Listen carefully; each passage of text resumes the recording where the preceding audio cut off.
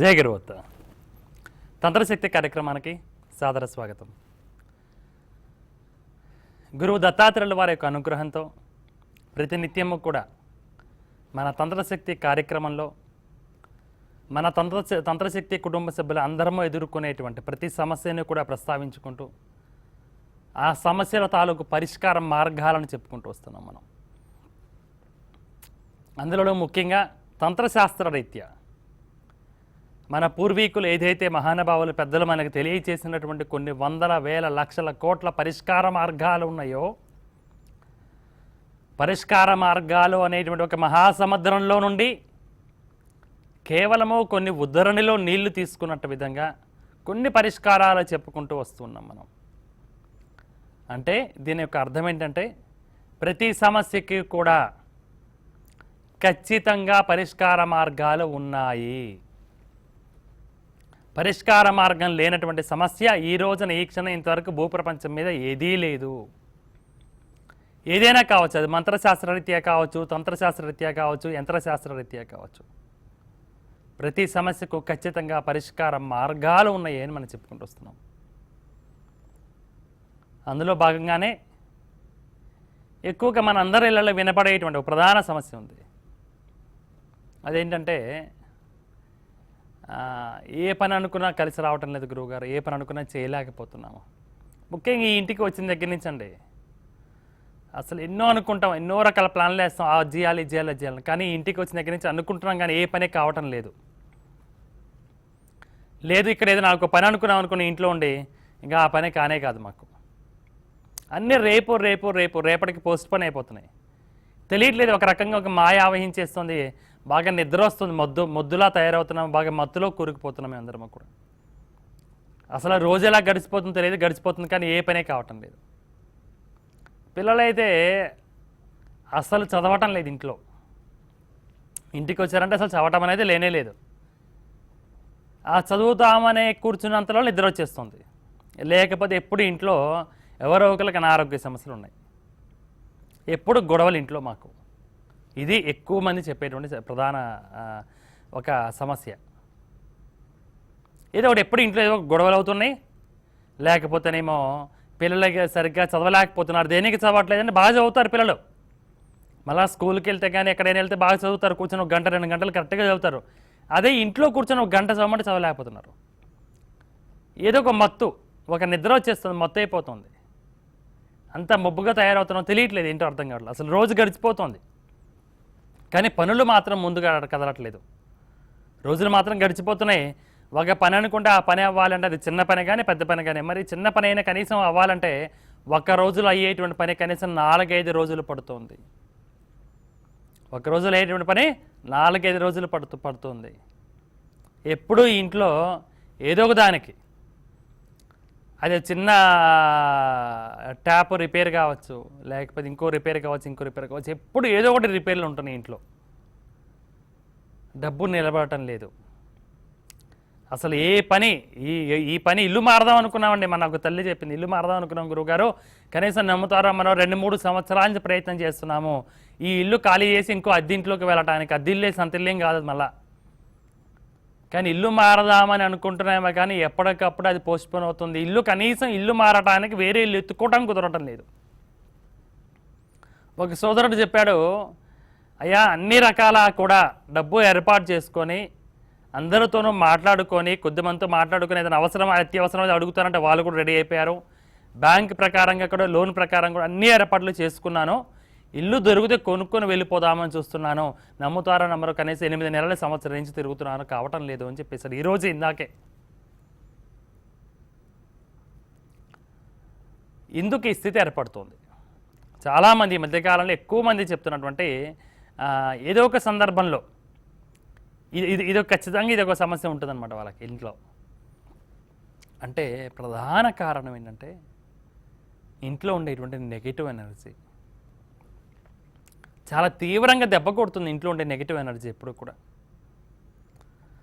మనం చాలా సందర్భాలలో మనం అసలు తంత్రశక్తి ఆరంభకాలంలో మనం మొదటగా ఇదే చెప్పుకున్నాం. అసలు నెగిటివ్ ఎనర్జీ అంటే ఏంటి? నరదృష్టి, నరఘోష, నరపీడ, నకారాత్మక శక్తి. ఈ నెగిటివ్ ఎనర్జీ వల్ల ఇటువంటి ప్రమాదాలు జరుగుతాయి. ఇంట్లో ఎంత తీవ్రమైనటువంటి ఇబ్బందికరమైన పరిస్థితి ఎదుర్కొంటామంటే ఈరోజు రేపు మనం ఎదుర్కొనేటువంటి చాలా రకాల సమస్యలకు మూలమైనటువంటి ప్రధానమైన కారణం ఏంటంటే మన ఇంట్లో నివసించేటువంటి ఇంట్లో ఉన్నటువంటి నెగటివ్ ఎనర్జీనే ప్రధాన కారణము.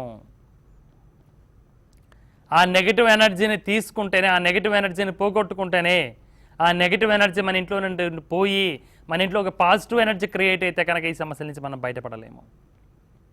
ఇప్పుడే తీసుకుని ఏం చెప్పుకున్నాం, ఒకరికి ఏమన్నారు, వాళ్ళు 2-3 సంవత్సరాల నుంచి 2 సంవత్సరాల నుంచి ప్రయత్నం చేస్తున్న ఇల్లు మారడానికి కానీ దొరకటం లేదంట. అద్దెలు దొరకదా గట్టిగా ప్రయత్నం చేస్తే? పోనీ నెల కాదు, 2 నెలలు కాదు, 5 నెలలు 6 నెలలకు దొరకదా? 2 సంవత్సరాల నుంచి గట్టిగా ప్రయత్నం చేస్తే వాళ్ళకి అద్దెలు దొరకలేకపోతుంది. ఎప్పటికప్పుడు ఆ ప్రయత్నం చేయలేకపోతున్నారు. ఏ పనులు కావట్లే ఇంట్లో. అనుకుంటున్నారు అన్ని పనులు ఇది చేయాలి, ఇది చేయాలి, ఇది చేయాలి. 2 రోజులు అంతే, మళ్ళీ 3వ రోజుకి మర్చిపోతున్నారు. గుర్తుండట్లేదు, లేకపోతే అలసత్వం ఏర్పడుతుంది, లేకపోతే ఏదో ఒకటి ఇంకోటి నిరుత్సాహం కానీ ఇంకోటి, అసలు ఆ పనులు జోలికి వెళ్ళట్లేదు. చిన్న చిన్న పనులు కూడా 4-5 రోజులు పట్టడం ఏంటి తల్లి విచిత్రం కాకపోతేను. చిన్న చిన్న పనులు కూడా 4-5 రోజులు. ఇక పిల్లలు అయితే బుక్స్ పట్టుకుంటే నిద్రపోతున్నారట. ఇంట్లో అసలు రోజు అంటే నిద్రలే, పొద్దున్న 6ంటికి నిద్రలేస్తాం గురువుగారు. ఏం చేశాను రాత్రి పడుకున్నప్పుడు ఆలోచిస్తే ఏం చేశాను అనుకుంటే కనుక పనులు అయితే 10 ఉంటాయి, ఇవి చేయాలి, అవి చేయాలి, ఇవి చేయాలన్నీ. కానీ ఒక్క పని కావటం లేదు. ఏం జరుగుతుందో అర్థం కావట్లేదు. కానీ ఏమైపోతుందో మొత్తానికి రోజంతా గడిచిపోతుంది, కానీ ఒక్క పని కూడా పట్టుకోలేకపోతున్నాను. పట్టుకున్నానే 4-5 రోజులు అవుతుంది. ఒక రిటైర్డ్ టీచర్ ఆమె, ఒక తల్లి చెప్పింది, తను బాగా చదువుతుందంట, బుక్స్ బాగా చదువుతుంది తల్లి, నావెల్స్ కానీ ఇంకోటి బాగా బుక్స్ బాగా చదువుతాను గురువుగారు అని చెప్పింది ఆ తల్లి. ఆమె వారం రోజులు అంటే 4-5 రోజులు, వారం రోజులు ఏదైనా ఒక పుస్తకం కొనుక్కొని చదువుకుంటే 4-5 రోజులు చదివేస్తుందంట. ఈ 5-6 నెలల నుంచి కనీసం 2-3 పుస్తకాలు కూడా చదవలేకపోయాను గురువుగారు. నమ్ముతారు, ఒక నెల నుంచి ఒక పుస్తకం సగం అయింది, ఇంతవరకు నాకు అర్థం కావటం లేదు. ఇలా పట్టుకుంటాను, ఒక పేజీ 2 పేజీ అవుతుంది, నిద్రపోతున్నా. అది ఉదయమా, మధ్యాహ్నమా, సాయంత్రమా, రాత్రి ఏ టైం అయినా సరే ఒకటే అవుతుంది. రాత్రి నిద్రపోవట్లేదా, బాగా అసలు ఏమన్నా బాగా అలిసిపోయానేమో, నిద్ర పట్టడం లేదు, రాత్రి నిద్ర లేక ఇప్పుడు నిద్రపోతున్నాను అనుకోవడానికి రాత్రి బాగా నిద్రపోతాను, ఉదయం మెల్లగా లేటుగా లేస్తాను, అయినా సరే మరలా 10-11కి నిద్ర వచ్చేస్తుంది అని చెప్పేసి ఇలా ఎన్నో రకాల సమస్యలు చెప్పుకుంటున్నారు. వీటన్నిటికీ కారణం ఏంటంటే ఇంట్లో ఉన్నటువంటి నెగిటివ్ ఎనర్జీ.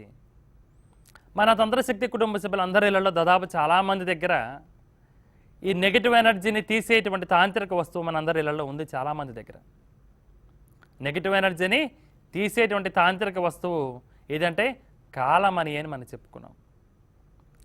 ఈ కాలమణి కొద్దిమంది దగ్గర మనందరి దగ్గర ఉంది కాలమణి అనేటువంటిది. చాలామంది ఏం చేస్తున్నారంటే ఈ కాలమణిని తీసుకొని ఒక గాజు పాత్రలో నీళ్లు పోసి నీళ్ళలో శుభ్రంగా కడిగినటువంటి కాలమణి వేసి ఇంట్లో ఎక్కడైనా సరే హాల్లో కానీ, దేవుడి దగ్గర కానీ, వంటగదిలో కానీ, బెడ్రూమ్లో కానీ ఎక్కడైనా పెట్టుకుంటాం. మర్నాడు ఉదయం దాన్ని నీళ్లు మారుస్తూ ఉండాలి. మర్నాడు ఉదయం నీళ్లు మార్చేటప్పుడు ఆ కాలమని తీసి పక్కన పెట్టి ఆ నీళ్ళలో చిటికెడు పసుపు కలిపి ఆ నీళ్లు ఎవరూ తొక్కని ప్రదేశంలో, చెట్లు లేని ప్రదేశంలో పారపోస్తాము, లేదా ఇంట్లో సింకులో పారపోసుకుని నీళ్లు కొట్టేసి మళ్ళీ ఆ గాజు పాత్రను శుభ్రంగా కడిగి అందులో నీళ్లు పోసి మళ్ళీ ఆ కాలమని శుభ్రంగా కడిగి ఆ కాలమని వేసి పెడుతూ ఉంటాం మనం. దేనికంటే తాంత్రిక వస్తువులలో కాలమనికి ఉండేటువంటి విశేషమైన శక్తి ఏంటంటే కాలమని నెగిటివ్ ఎనర్జీని అబ్జర్వ్ చేస్తుంది. మనం నివసించేటువంటి నివాస స్థానంలో ఉన్నటువంటి ఎటువంటి తీవ్రమైనటువంటి నెగిటివ్ ఎనర్జీని అనే సరే కాలమని తీసేస్తుంది. కాలమనికి ఉండేటువంటి గొప్ప గుణం అది. ఆ తాంత్రిక వస్తువుకున్న గొప్ప శక్తి ఏంటంటే కాలమని ఉండేటువంటి ప్రదేశంలో నెగిటివ్ ఎనర్జీ అనేది ఉండనే ఉండదు. కాబట్టి అందరి దగ్గర కాలమని అనేటువంటిది ఉంది మనకి. దేనికంటే ఇప్పుడు మనం చెప్తుంటాము వస్తువులలో 2 రకాల వస్తువులు ఉంటాయి. ఒకటేమో మామూలుగా ఏదైనా ప్రకృతి సహజ సిద్ధంగా ఏర్పడినటువంటి వస్తువే, వాటిని దైవిక వస్తువులుగా భావిస్తూ ఉంటాము. తాంత్రిక వస్తువులు అంటే ఏంటంటే ఆ వస్తువులోనే విశేషమైన శక్తి ఉంటుంది. ఆ వస్తువులోనే విశేషమైన శక్తి ఉంటుంది. అలా విశేషమైనటువంటి శక్తి కలిగినటువంటి వస్తువు, అరుదుగా దొరికేటువంటి వస్తువు, దైవశక్తి కలిగినటువంటి వస్తువు అయి ఉంటుంది. అది కొన్నిటికి మామూలుగా శక్తి ఉంటుంది అంతే, కానీ దైవశక్తి కలిగినటువంటి వస్తువులు ఉంటాయి, కొన్ని అరుదుగా దొరికేటువంటి వస్తువులు ఉంటాయి, విశేషమైన అద్భుతమైన శక్తి తరంగాలు కలిగిన వస్తువులు ఉంటాయి. వాటిని తాంత్రిక వస్తువులుగా మనం భావిస్తూ ఉంటాం. అందుకనే తాంత్రిక వస్తువుల్లోనే విశేషమైన శక్తి ఉంటుంది. కాబట్టి వాటిని ఎప్పుడూ కూడా మనం ఒరిజినల్ వస్తువుల్ని కొనుక్కోండి అని చెప్తుంటాం. మనం సేకరించుకున్నప్పుడు మనం తీసుకున్నప్పుడు ఒరిజినల్ వస్తువులను మాత్రమే తీసుకోండి. దేనికంటే మీరు ఒకవేళ కనుక తెలిసో తెలియకుండా నెగిటివ్ ఎక్కువ డూప్లికేట్ వస్తువులు ఈ రోజు బయట దొరుకుతున్నాయి కాబట్టి ఆ వస్తువులు తీసుకున్నారనుకోండి, ఒకవేళ అసలు అందులో శక్తే లేదనుకోండి, మనం అనుకున్న మోతాదులో అంత విశేషమైన శక్తి దైవశక్తి ఇవేవి లేకుండా పోతే కనుక అప్పుడు మీరు చేసిన పూజ ఫలితాన్ని మనం పొందలేకపోతుంటాం మనం. కాబట్టి ఇక్కడ ప్రధానంగా తాంత్రిక వస్తువు మీద ఆధారపడి ఉంటుంది పూజ అంతా కూడా. తంత్రశాస్త్రంలో మనం ఎప్పుడు ఏం చెప్పుకుంటుంటామంటే ఎప్పుడూ కూడా ఏ వస్తువులో ఎటువంటి శక్తి దాగి ఉందో చెబుతూ ఆ వస్తువుని ఎలా ఉపయోగించుకోవాలి, ఆ వస్తువును ఉపయోగించుకుంటూ ఏ విధంగా పూజ చేయాలి, ఆ వస్తువును ఉపయోగించుకుంటూ ఏ విధంగా పూజ చేసుకుంటూ మన సమస్య నుంచి బయటపడేటువంటి మార్గాలు చూపిస్తుంటుంది ఎప్పుడు కూడా తంత్రశాస్త్రం మనకి, అది ఏ వస్తువైనా సరే. కాబట్టి ఇప్పుడు కూడా మన ఇంట్లో ఉండేటువంటి నెగిటివ్ ఎనర్జీ పోవాలంటే కాలమని పెట్టుకోవడం ద్వారా మన ఇంట్లో ఉండే నెగిటివ్ ఎనర్జీ పోతుంది.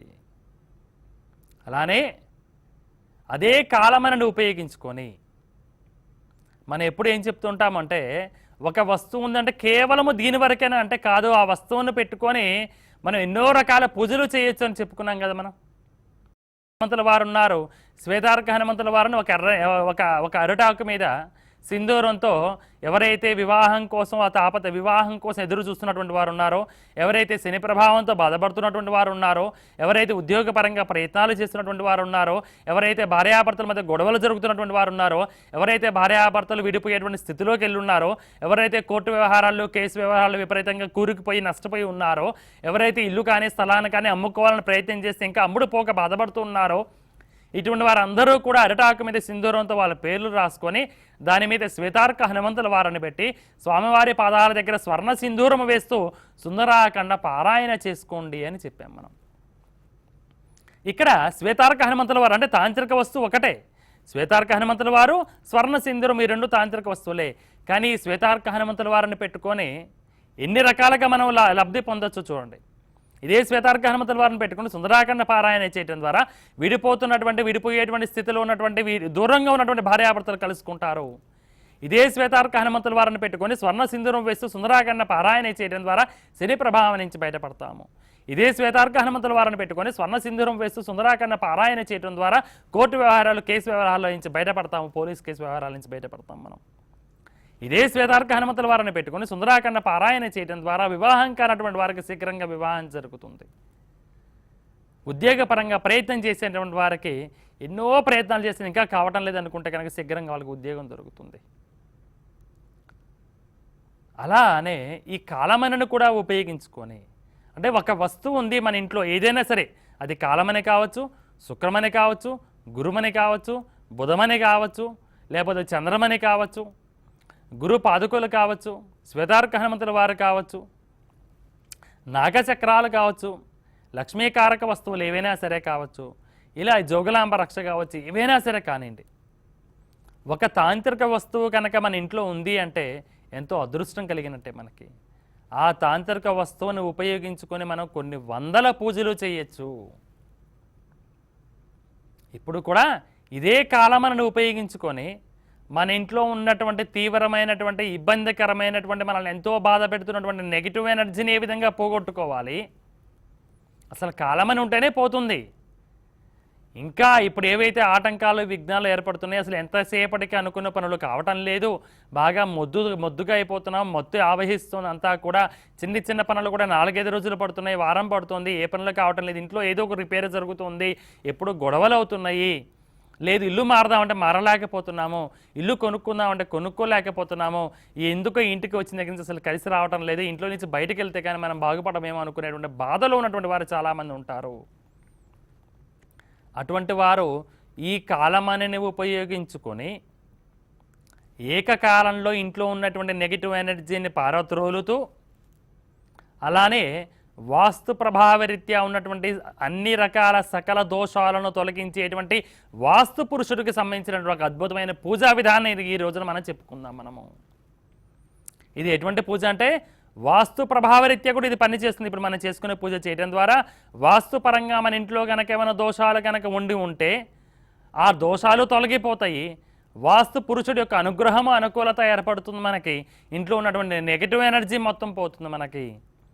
అటువంటి ఇది కాలమణిని ఉపయోగించుకొని అద్భుతమైన పూజా విధానాన్ని ఈ రోజున మనం చెప్పుకుందాం మనం. అయితే అది చెప్పుకోవడానికి పూర్వం ఏం చేద్దామంటే మనం నాయించి పాపం ఒక కాలర్ లైన్ ఉన్నారు, వారితో ఒకసారి మాట్లాడి మిగతా అన్ని విషయాలు కూడా మనం చెప్పుకుందాం మనం. హలో హలో జై గురుదత్త స్వామీజీ. అమ్మ జయగురుతమ్మ, చెప్పండి తల్లి, మీ పేరెంట్ ఎక్కడి నుంచి మాట్లాడుతున్నారు? నమస్కారం స్వామీజీ, నా పేరు నీరజ. నేను విశాఖపట్నం నుంచి చేస్తున్నాను. చెప్పండి సోదరి. స్వామీజీ, నాకు చాలా హ్యాపీగా ఉంది. మా అమ్మ 3 months నుంచి మీ ప్రోగ్రామ్ చూస్తున్నారు. అమ్మా టీవీ ముందు కూడా ఉన్నారు. చాలా అంటే చాలా హ్యాపీగా ఉంది. అమ్మా స్వామీజీ, నేను అమ్మగారి పేరేంటి తల్లి? నూకరత్నం.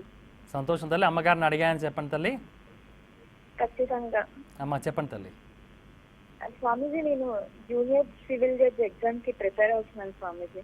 అమ్మా నాకు చాలా నమ్మకం నాకు ఫస్ట్ అటెంప్ట్ లో వస్తుందని. మా అమ్మగారు మీ ఆశీర్వాదం తీసుకొని ఫస్ట్ అటెంప్ట్ లో వచ్చేలాగా ఆశీర్వదించమని చెప్తారు స్వామీజీ. సంతోషం సోదరి.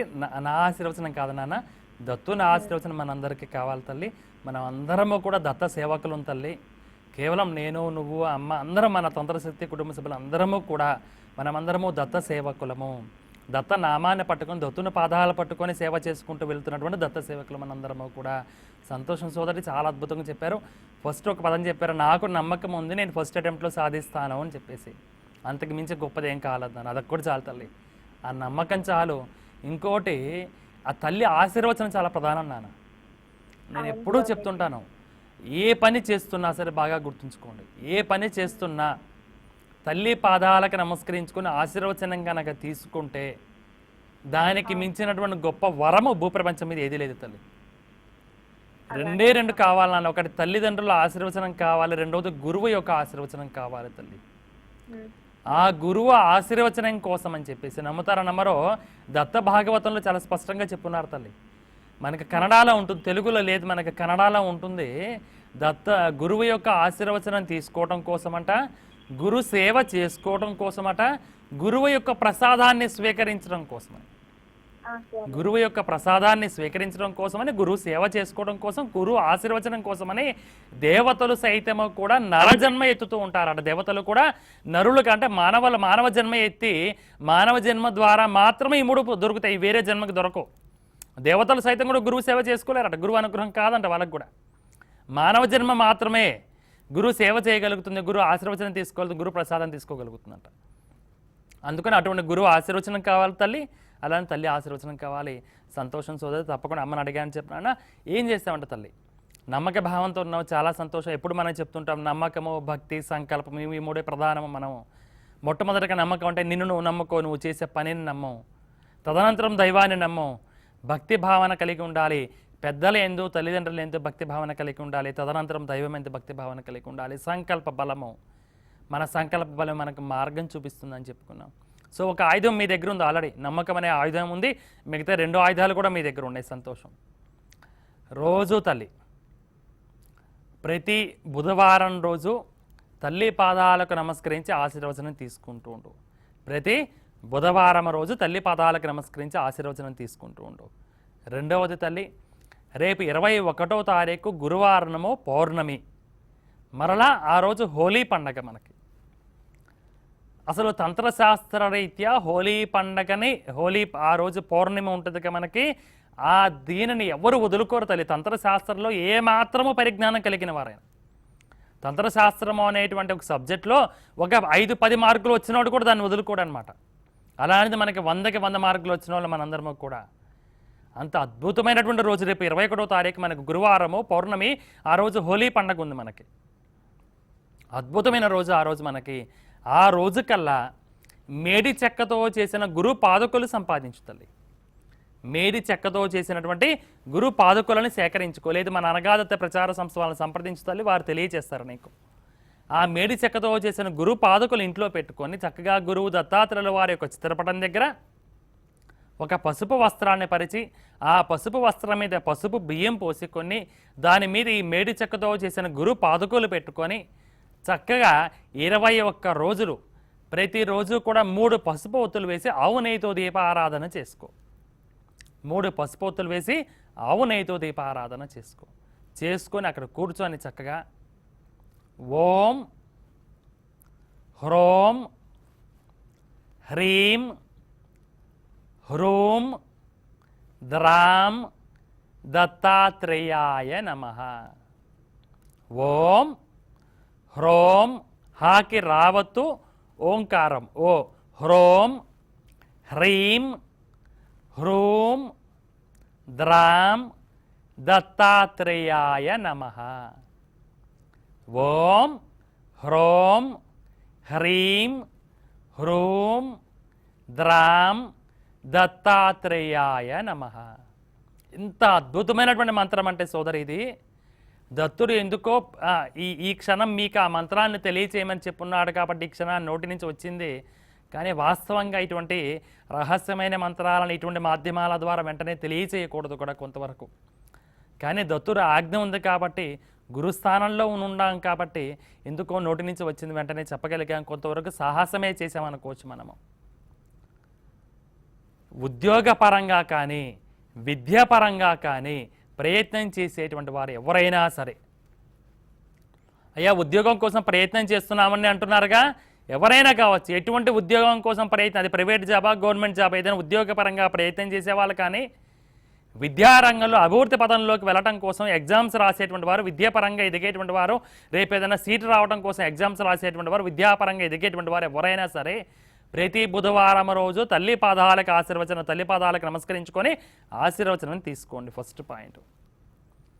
రెండవది, రేపు 21వ తారీఖున గురువారము, పౌర్ణమి, హోలీ పండగ 3 కలిసి వచ్చినటువంటి రోజు. చాలా విశేషమైనటువంటి రోజు తంత్రశాస్త్రరీత్యా. అసలు ఆ రోజున కనుక ఏ పనైనా మొదలు పెట్టండి తల్లి. ఏదైనా పని అనుకుంటున్నాగా, అది ఏ పనైనా సరే ఇంపార్టెంట్ పని అనుకుంటున్నాగా, ఆ రోజు మొదలు పెట్టండి. ఆ పని శీఘ్రాతి శీఘ్రంగా ఆ పని నెరవేరి తీరాల్సిందే. ఇంకా చెప్పుకుందాం, ఆ హోలీ పండుగ రోజు, పౌర్ణమి రోజున, గురువారం రోజున 21వ తారీఖు చేసేటువంటి లక్ష్మీ పూజలు ఉంటాయి. అసలు హోలీ పండుగ, పౌర్ణమి రోజు లక్ష్మీ పూజలు ఎంత అద్భుతం కలిసి వస్తాయంటే, రాబోయే రోజుల నుంచి ఇంకా టైం ఉంది కాబట్టి చెప్పుకుందాం మనం.